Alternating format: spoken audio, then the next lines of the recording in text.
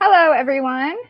Thank you so much for joining us this evening for a conversation with Stephen, Demorest, and Larry Miller to celebrate their book, Larry Miller Time. My name is Talia, and I'm the events manager here at Flyleaf. Before I introduce our authors, I'd love to give y'all a quick overview of what we have coming up on our virtual events calendar. Next Wednesday, we're featuring fabulous chef and author Vivian Howard to celebrate her new cookbook, This Will Make It Taste Good. And the following night, we're hosting David Manconi for his book all about the North Carolina music scene. Make sure to check out our Crowdcast profile to access the full schedule as well as the recordings from past events. If you'd like to support Flyleaf and our guests, please keep in mind that Larry Miller Time is in stock and available for purchase with signed book plates by Stephen and Larry. You can order by clicking the buy button just beneath our faces, or you can call Flyleaf tomorrow to order over the phone. You can also, just now we started in-store browsing again. Our hours are Tuesday through Saturday from 11 to 3, so you can stop by the store.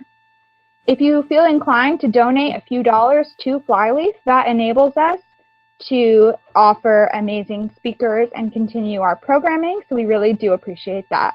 Thank y'all so much in advance. Without further ado, I will go ahead and introduce our authors. Stephen is a 6-time Emmy Award winner and the recipient of the Writers Guild of America Award as head writer of the CBS daytime dramas Guiding Light and As the World Turns. He has also written for All My Children, General Hospital, and other shows, as well as magazines like Circus and Rolling Stone. He is a Tar Heel by marriage, and this is his first sports book. Stephen lives with his wife Nancy in Hillsborough, North Carolina. And Larry Miller is the tough-as-nails, fun-loving, working-class bad boy who in the 1960s saved young North Carolina coach Dean Smith's job by winning his first 2 ACC titles and a trip to the national championship game. A 2-time All-American, Miller is the only Tar Heel ever named ACC Player of the Year twice. Tonight he joins us to tell all about some of his most memorable experiences. Take it away, Stephen and Larry. Okay, well, I guess we're going to, this book actually starts at the beginning, so I'm going to begin with Larry's autobiographical sketch that he wrote in his senior year of high school, which kicks off saying, on the day of April 4th, 1946, a new problem faced the war-torn world. I was born. And that seems to set up a lot of the first 10 years of his childhood. Larry went to Catholic school, didn't particularly get along well with the strictures there because he was a bit of a free spirit. He writes, first of all, my marks were very poor. Secondly, I was always in trouble. I acquired a nice shiny police record and began smoking. This is all at the age of 10, by the way. At that stage of my life, many people were disappointed in my character. I was not really concerned with my situation, though, since I was having a great time. And there's a story that begins the book about how Larry was converted to athletics as a means of channeling his energies, and had a great childhood in a very to me a golden yesteryear during the Eisenhower era, where kids were able to roam around their towns freely. From there on, he actually did quite well once he applied himself, and actually won a Pop Warner award by the time he was in, I guess, 8th grade, something like that, Larry? Yes, exactly. So tell us about that trip abroad, which was actually for your efforts in football, not even basketball at that point. Well, actually, it wasn't for my efforts in football because I couldn't even play. I was too heavy to play. I had played as a freshman in high school because I was, like I say, overweight for that category of football. So I actually, somehow by rule guidelines, I was able to get the award. But there was 660,000 applicants for the award, and they took 24 of us. And we actually started out in Philadelphia. We gathered there, went to New York, and then flew to Israel. it was a wonderful experience. I really didn't want to go because I didn't want to leave my friends in the summertime. But it turns out it was the right thing to do because it was a fabulous experience to see the Holy Land and go to Mount Olive, swam in the Jordan River, got holy water to bring back, went to Italy also, and then took the Leonardo da Vinci back from Naples to New York. It was all packed into about 14 days. Yeah, so Wow. it was a lifetime experience. Yeah, and then it as your athletic career sort of kicked off in high school, a lot of your career reminds me of a book that Malcolm Gladwell wrote not long ago called Outliers, about how some people kind of have an edge among their peers right from the start. And the pictures of you and those with that crew who went over to the Holy Lands, you're about a head taller than everybody else at that point. And yes, I was. The reason you didn't qualify for football wasn't because you were wide; it was just because you were just big all over. And I mean, you actually were playing against grown-ups when you were in 8th grade. That summer after 8th grade. Right. So tell us about the Industrial League guys that you played with. Well, actually, when, as you said, I was the cigarette thief, and when my father caught me and the amazing part about that was he thought he was smoking too much, so he started chewing candy to try to quit smoking, and then he started ruining his teeth. And then all the while it was me stealing his cigarettes because I was smoking them. And then he ended up ruining his teeth. So, but he did catch me smoking them that one day at the river, and he beat my butt for about a half a mile, and I didn't take a step. And then it was after that he just gave me a basketball and said, you have to start doing something, or else you're going to be in trouble with your life. And that's when we started playing basketball. And then he was an ex-AAU player, and he took me one-on-one, and then I got to be a lot better than him very quickly. And then so he started, Bobby Nemeth introduced me to Bobby Nemeth, who was a pro player in the Eastern League. And then he started working with me, and then I got in the summer league. This was in the 8th grade, where I was playing with a lot of these guys, and I actually led the team in scoring in the 8th grade. So when you're like 15 or something, 14? 15, yeah. Between 15 and 16. Yeah. And this is at a time when there were only 8 pro teams or something. So Eastern League guys would be pro players today. Yeah, they were really good. Matter of fact, when the ABA came out after this time, a lot of these guys went to the ABA, and they were actually teammates of mine later on.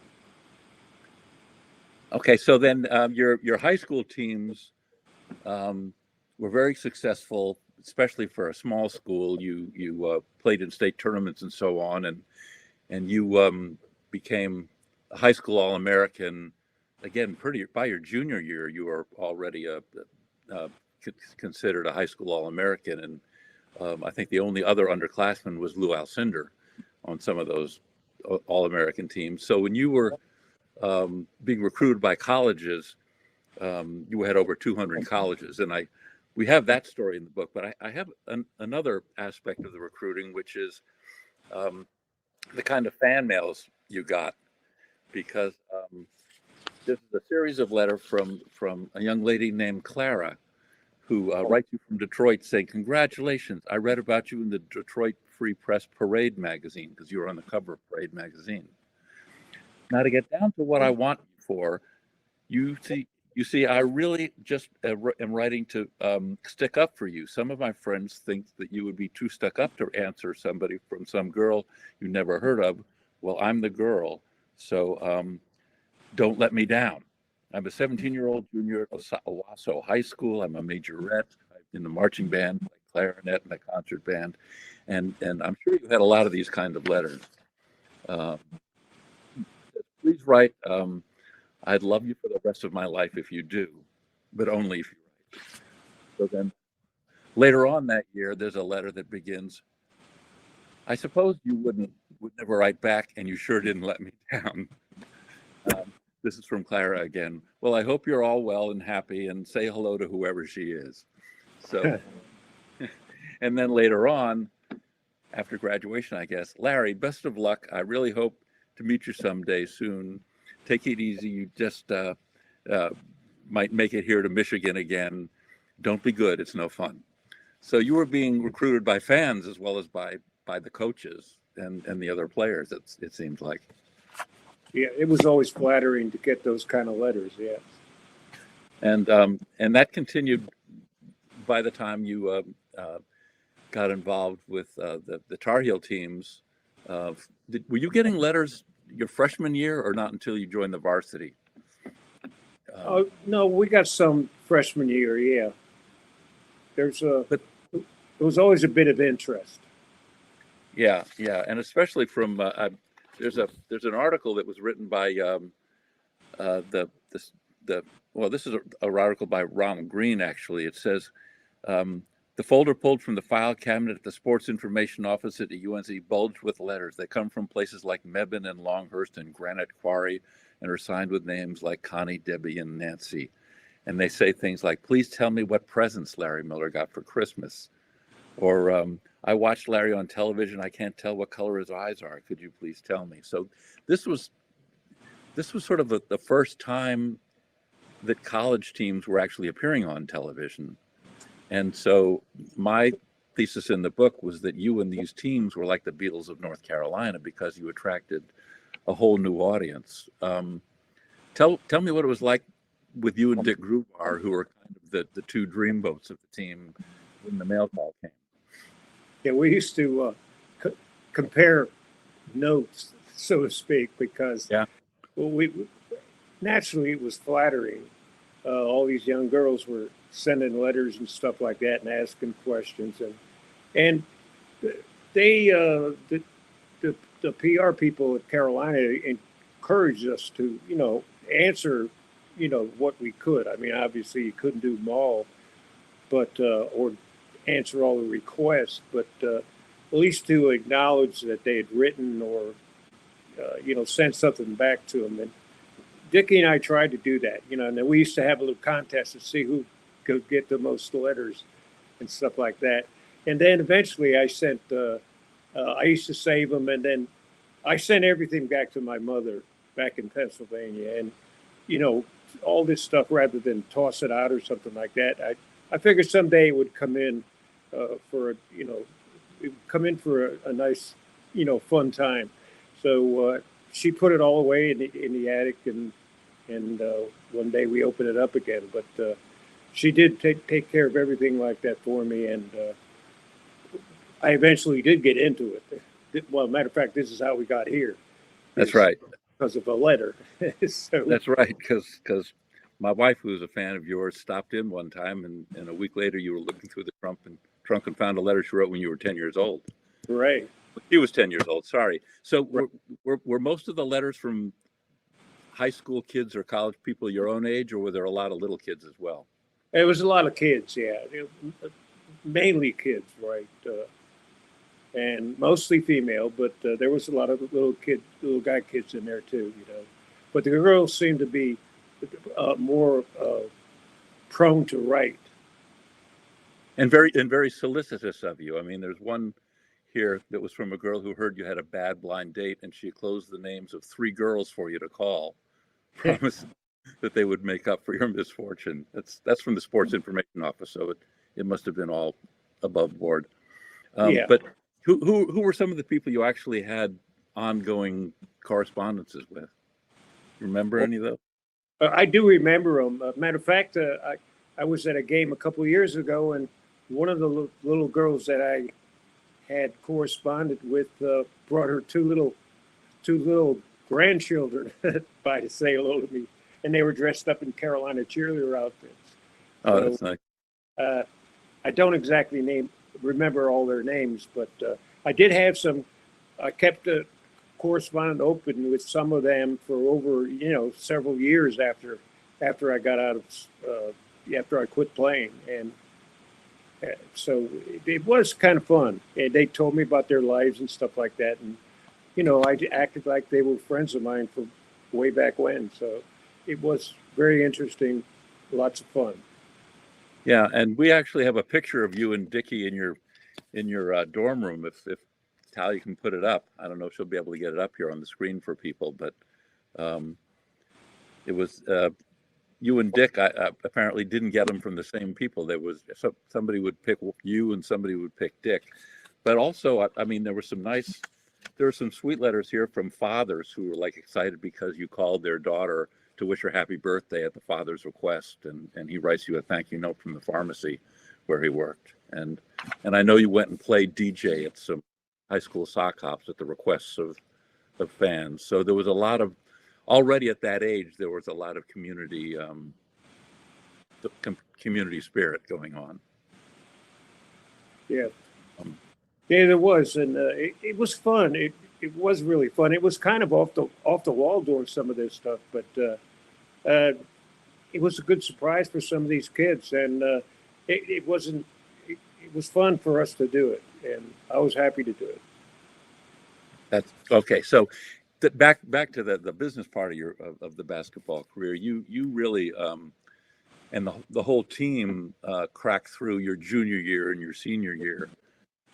That's when you started making it to Final Fours, and a lot of people. Of course, we had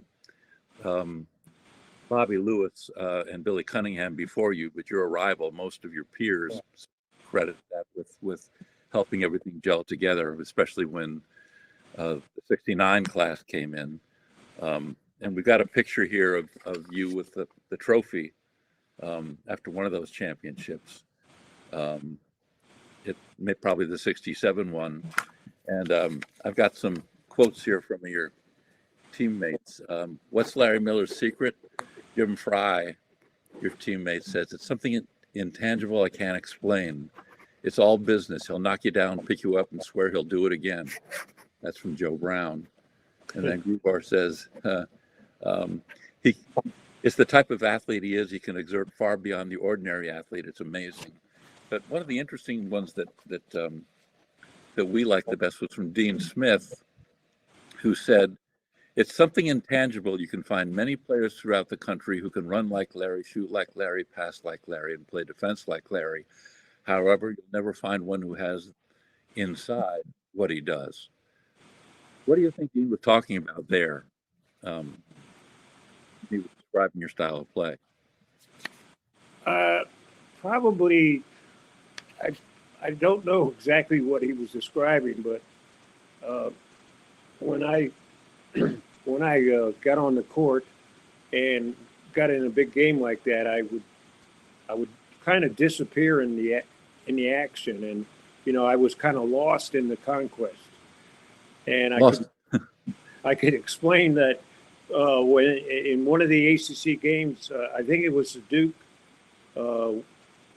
'67 one, where I think I was 13 for 14, but we were kind of coming down to the end of that game, and Coach Smith, we were kind of running, slowing it down a little bit, but not totally. And I could hear Coach Smith say, when I was open at the top of the foul line, I could hear, I was getting ready to take a shot, and Coach Smith, I could hear him say, no, Larry, no, Larry. And then I just took a shot and turned around and looked at him, and I said, don't worry about it.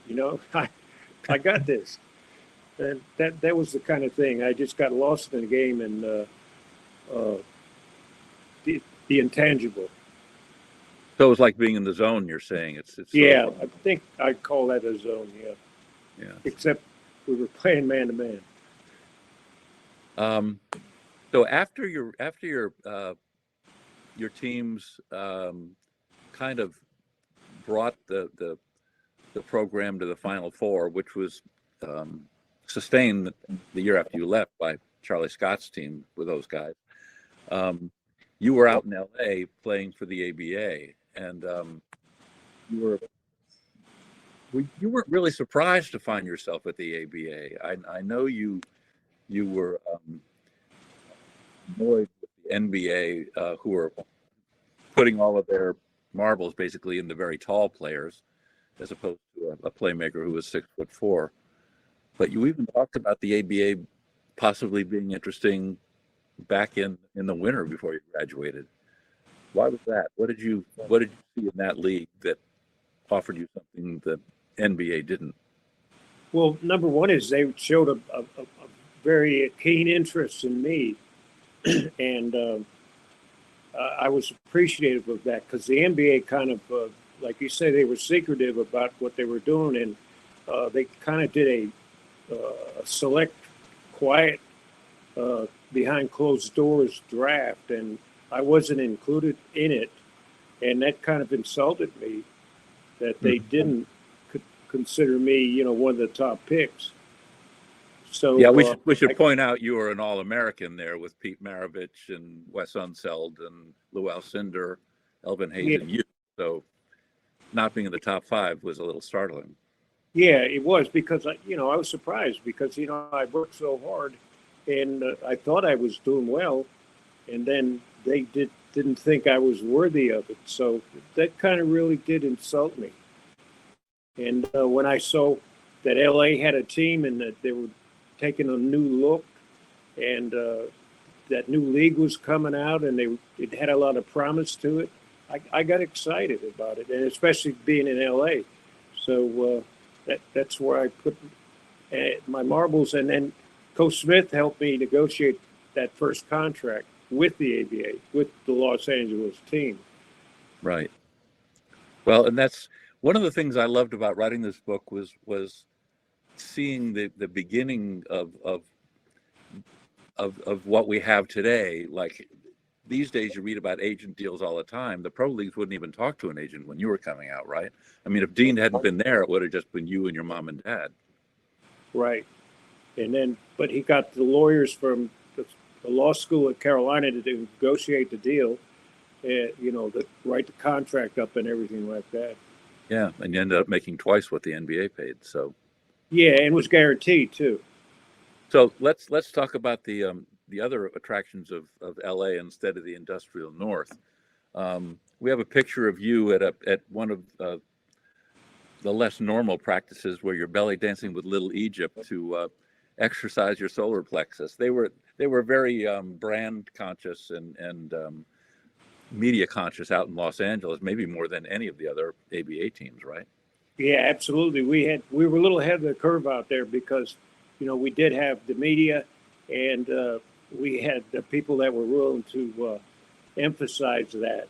And this was actually, besides being a publicity stunt, it was actually healthy. So, you got a different perspective on exercise. Yeah, yeah. And you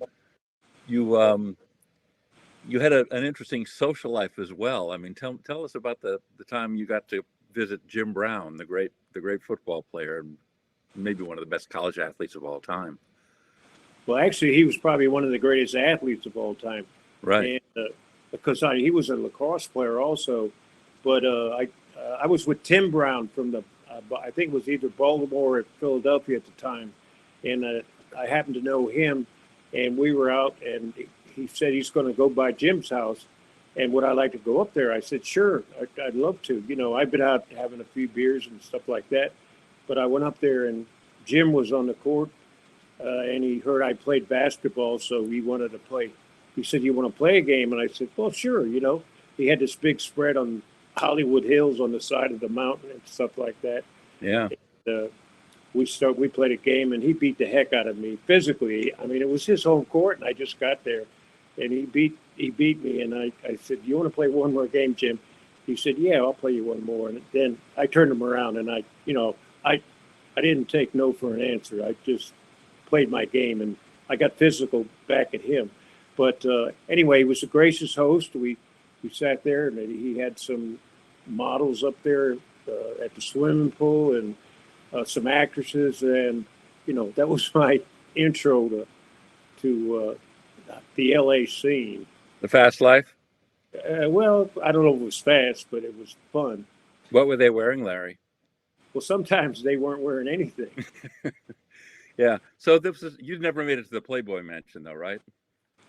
I never got to that. Thank God I didn't get there because I might have stayed.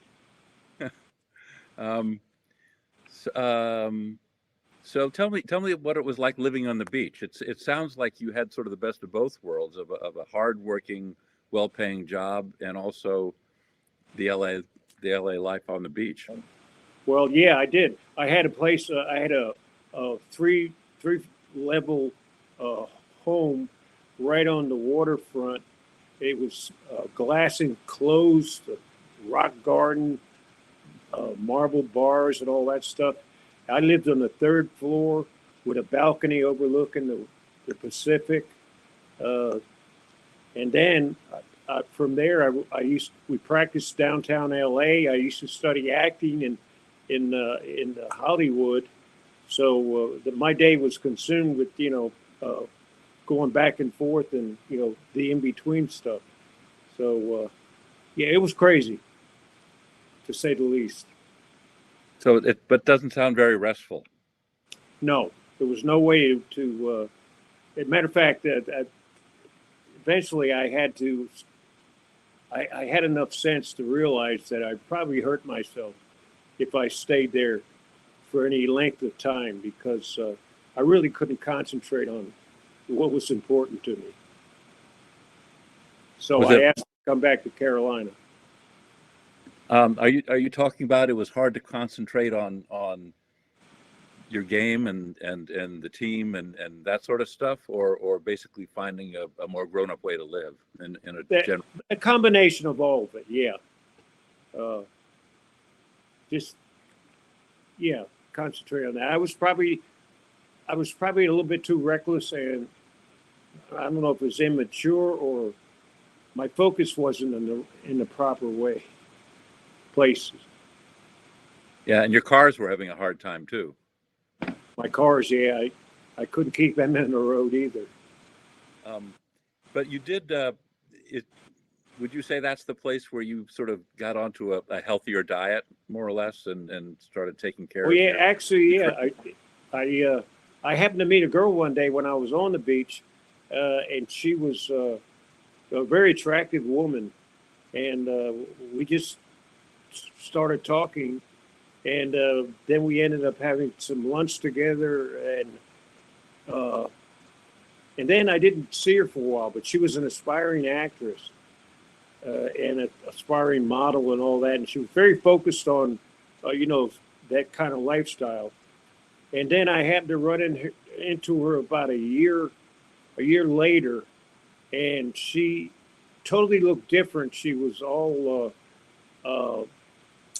dressed down. She wasn't dressed like a model. She told me she was living in some sort of commune, and she had given up eating meat and stuff like that. And then we had another lunch together where we just had fruits and vegetables and stuff like that. And that was in 1969. And I did not have any meat after that day to this day. Wow. So she really made an impression on me. Well, one of the things that that I see in the story that I don't know if I really addressed head on is what's the difference between the kind of fame you had as a hometown hero in Catasauqua, in a blue collar steel town, the kind you had in college, where you're sort of a regional hero and you're starting to get the TV attention, and then what it's like to be in LA, where it's not just athletic fame, but you've got people wanting to be on the Dating Game and all those Robert Conrad shows and being an actor with Universal and all that stuff. How do you feel about those different kinds of fame? I had that opportunity, and I was following in that vein of of thought there to do all that stuff. I thought that was important. It seemed to me to be important, and then then when it came down to it, it really wasn't who I was. And that when I did have the opportunity to do that stuff, I just declined. So Just because, in other words, when you're famous for playing basketball, you're making the effort to happen. But if it's acting, you're pretending to be somebody else, or you just didn't want to do the politics of that kind of a career, or what do you think it was? well, one of the big factors was at that time, if you worked with a studio, the way that worked, like I was studying with Universal, and then if you did sign up with them, you were committed to that studio for 7 years, and Wow. that meant that if when you signed with them, you'd do all the shows that they produced. You'd be committed to do, and the salaries wasn't that great. You know, it was about $700 a month or something like that, if I recall. And then you have to do like they were westerns or whatever they were.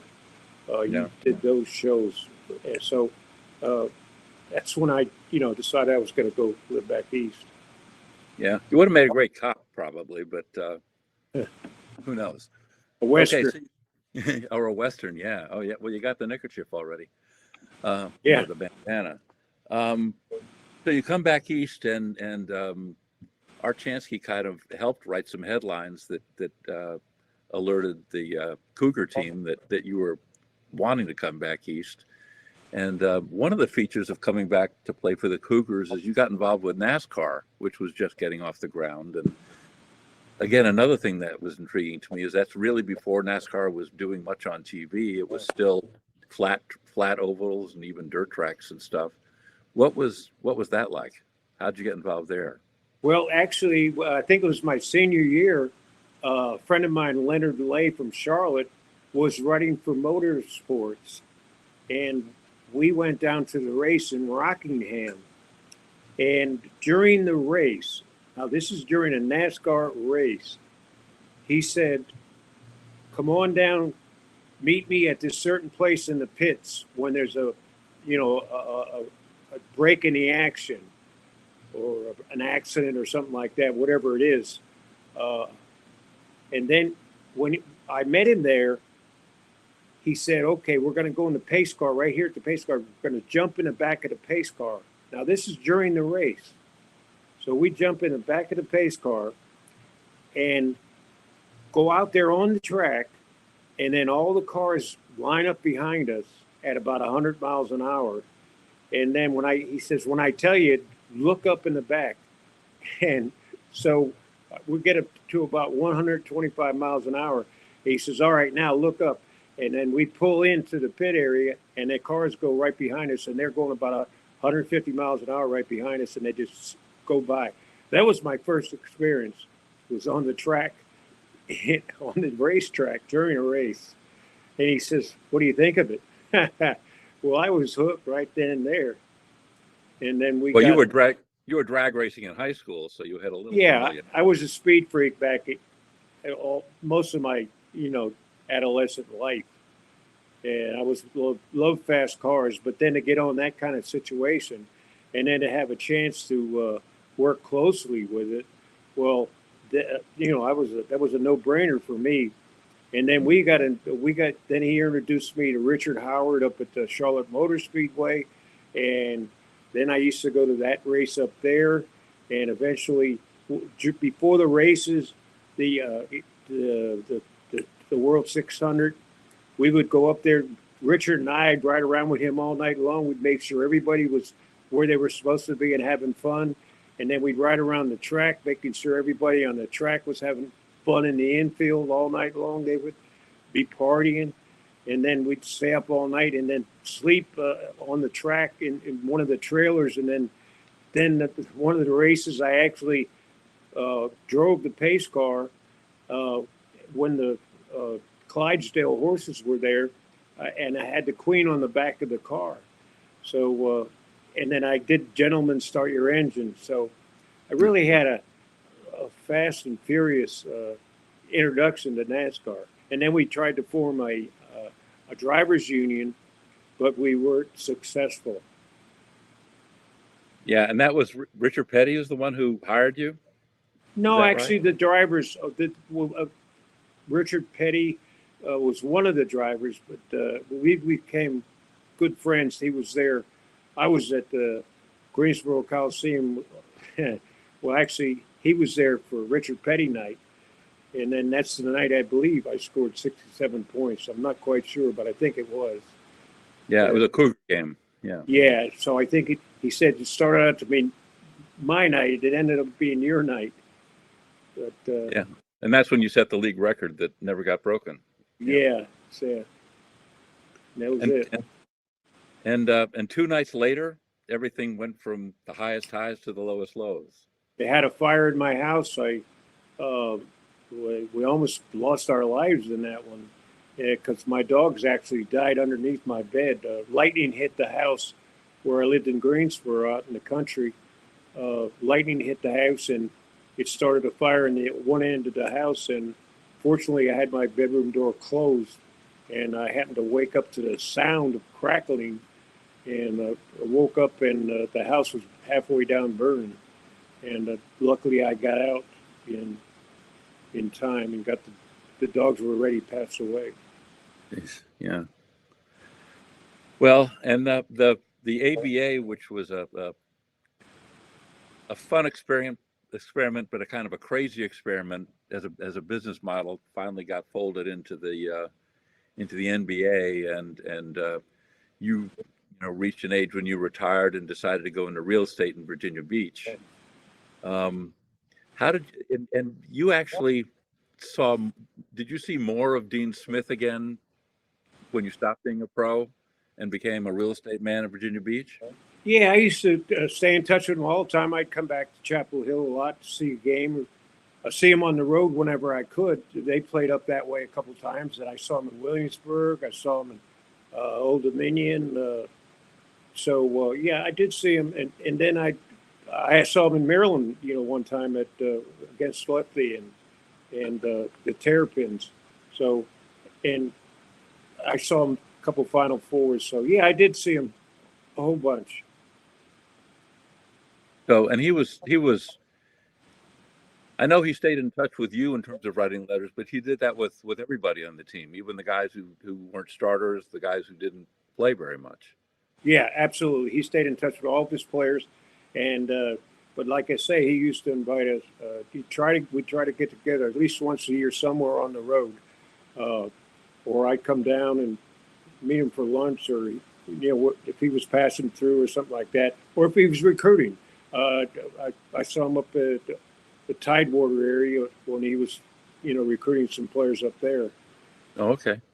So all over the place, basically.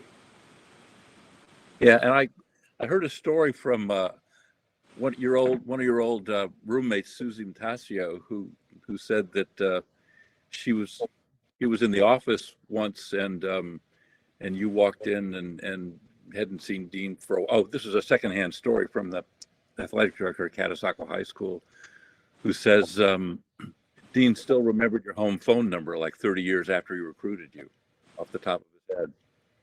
Yeah, he could. He had one of those memories. Yeah, for sure. So then you moved up after doing real estate for most of the 90s. You ended up going back to Catasauqua to take care of your mom when she wasn't well. And what was it like returning there? I know you didn't intend to stay there necessarily when you went up to look after her, but gradually it became more and more like home. And what were some of the reasons for that? Well, it was pretty simple that when I went up there, I went up with the mindset that I was just going to stay up for a while. But then, it turned out that I enjoyed her company and she enjoyed me being there. And then she ended up being she needed some help. So then after that happened and she passed away, my mindset was, well, I can go anywhere. Really, I can go anywhere I want to. And I had been a lot of places in my lifetime. And but I said to myself that if you're not happy where you're at, you can't be happy anywhere. And I said that being there was very comfortable. And Right. and since I've given up driving, I'm in an area where the bus comes through and can get me anywhere. And I'm happy, really happy with some of the people, the new contacts, renewed contacts, and some new people I'd met.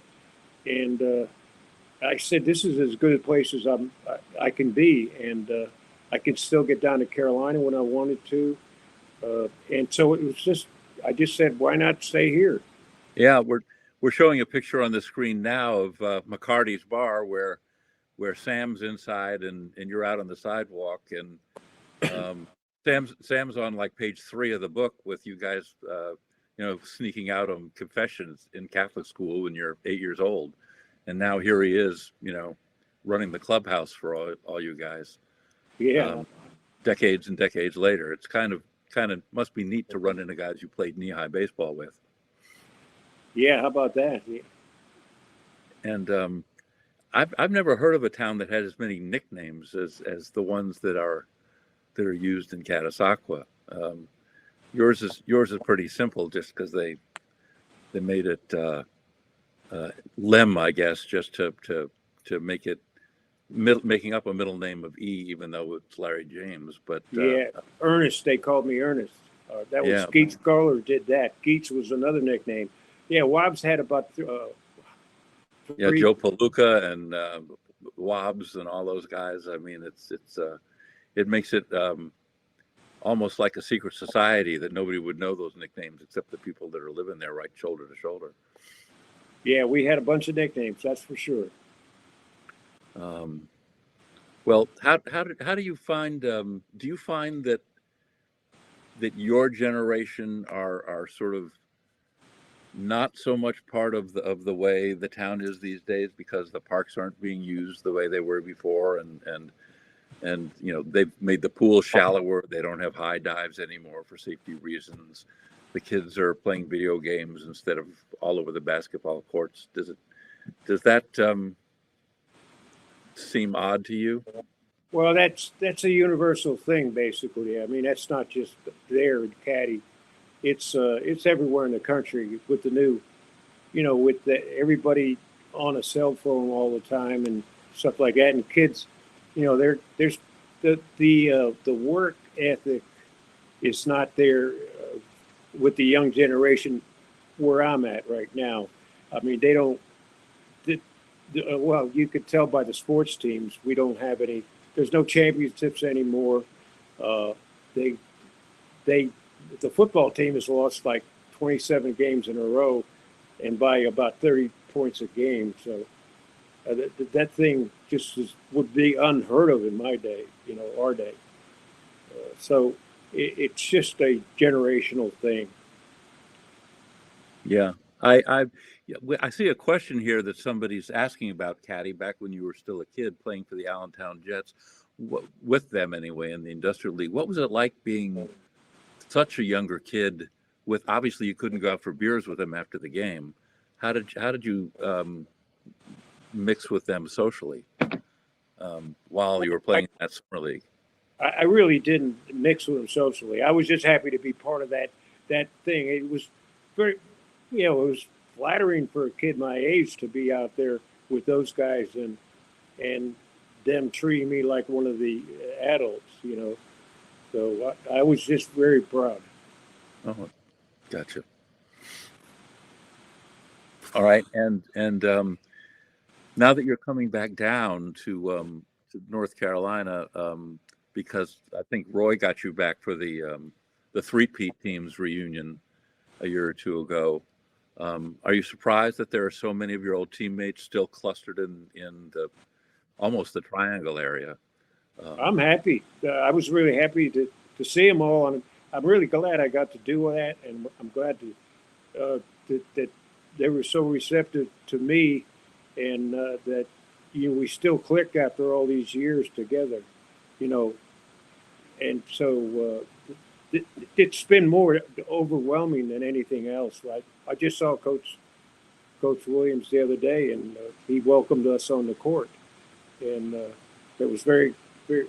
It's so nice to come back be part of that whole deal. I got the sense that um,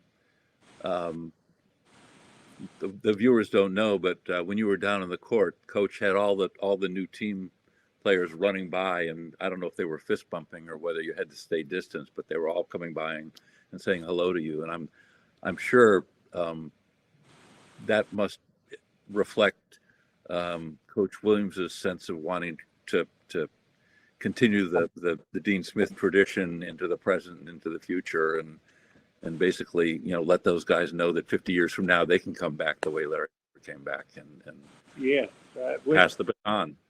it was absolutely fantastic. They made me feel welcome, and I can't say enough about Coach Williams and his attitude toward us. Right. Yeah.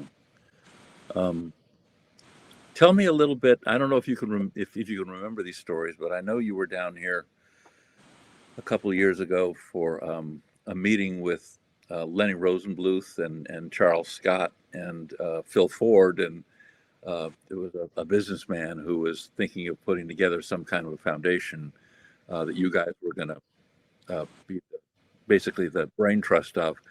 And you said the best part of it was over dinner, all the stories the other guys were telling each other. What was it like to hear Lenny's stories from the 50s and yours from the 60s, and then Charles's and Phil's? What were the similarities in those stories, and what were the differences mostly? I'm not sure there were similarities, but they were just they were all intriguing and fascinating stories. And the thing I regret most of all is that I didn't take that whole thing and present it to somebody else, because it was a great idea, a wonderful idea. Because just me listening to their stories, I was intrigued. It was spellbinding, and then you heard 5 different kind of stories like that.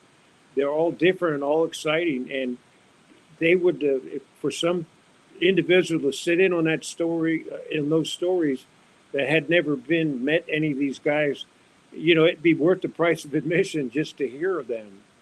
And nothing ever happened from that, but it should have, because it was a great idea to have meetings like that for outsiders who you've seen this just recently with these people that come up to us at these book signings and things.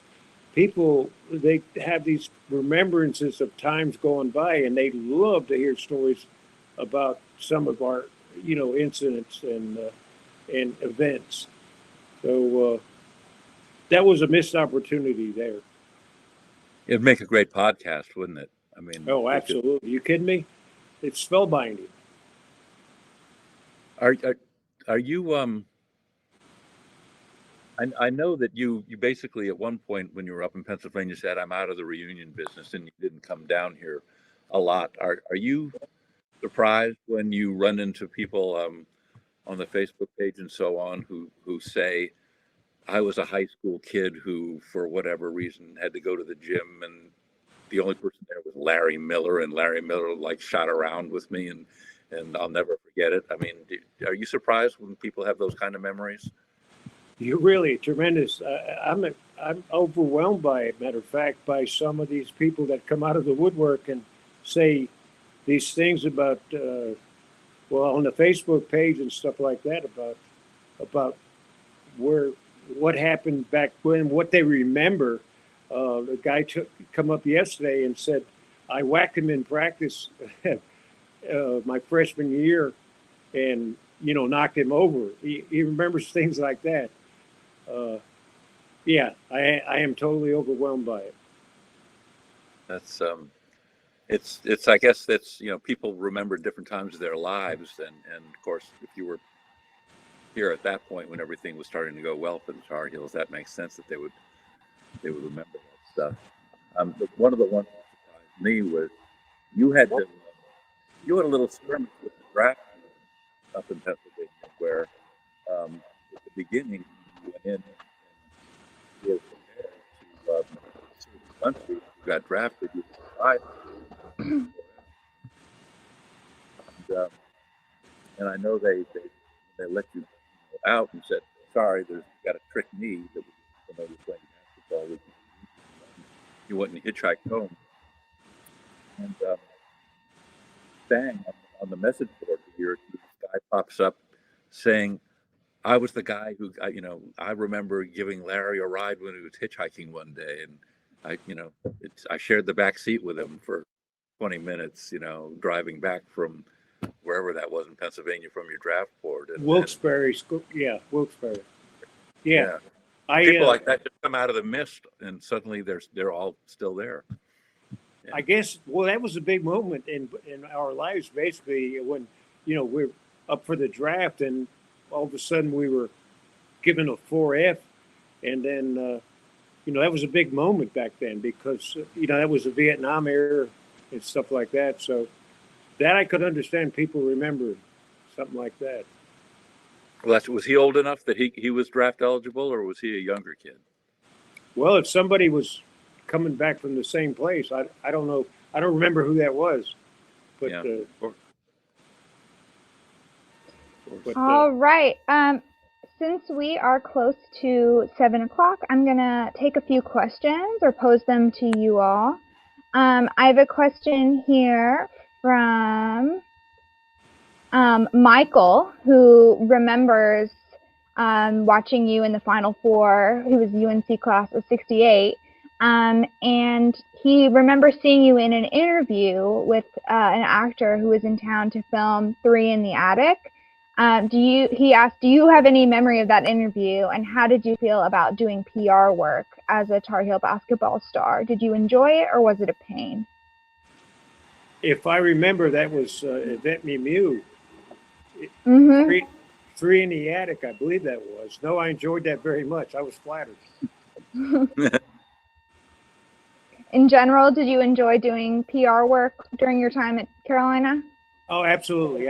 I'm a ham at heart, so it was easy for me to get to transition to whatever they needed to be done. And it makes you fun to have an event with, for sure. Yes. I have a question here from Gary, who says, why did you give up driving? It was a pain in the butt, and my knees started bothering me a little bit, and I decided to walk everywhere because in the quest for what I do every day, walking is an exercise, and I can I can walk and shop and get my exercise at the same time. So I incorporated exercise and walking, and I save the atmosphere a little bit, don't pollute, and then I get exercise. So combination of things. Yep, it's good for the environment and for your body. There you go. And then we have a question, or at least a comment here from Margaret, who says that she is happy to give you a photograph of the Leonardo da Vinci that she has to remind you of your trip to Israel. And she said that Stephen and Nancy know how to get in touch with her to get that photo for you if you're interested. Oh, yeah. Well, that's great. Are there any other questions we have here from the audience? Does anybody else want to type out a question for us? Last chance before we wrap up. Thank you guys so much for the conversation. It's been really fascinating to listen to. I'm sorry for the technical difficulties with those photos, but I think we got a few of them up in time. There's tons in the book. So. There's a comment here from Dennis who says, I don't know if you remember me. I did play basketball at Caddy. I was a sophomore when you graduated. I remember when Mush Rush told me to watch you. I thought, how the hell am I going to watch Larry? Larry would tell me what he was going to do, and all I saw was his kneecaps as he jumped. But he would always help me and suggest things to do to make me a better player. That is a sweet comment. Thanks for sharing that, Dennis. Thank you. Yeah. All right. Let's see. All right. I don't see any more comments tonight, so we are going to wrap up. Thank you again for joining us. If you have any desire to get a copy of Larry Miller Time with a signed bookplate, you can get that from Flyleaf. There is a buy button just beneath our faces, or you can call or come into the store. Once again, our new browsing hours are Tuesday through Saturday from 11 to 3. Let's see. And if you feel inclined to donate a little bit to Flyleaf, just a couple dollars really helps make a difference in allowing us to continue to do programming for y'all. Also, I will encourage you to check out our Crowdcast profile to see other events we have coming up. Thank you so much for joining us tonight. Have a good evening, everybody. Thank you. Thank you Thank very you. much. Had a good time.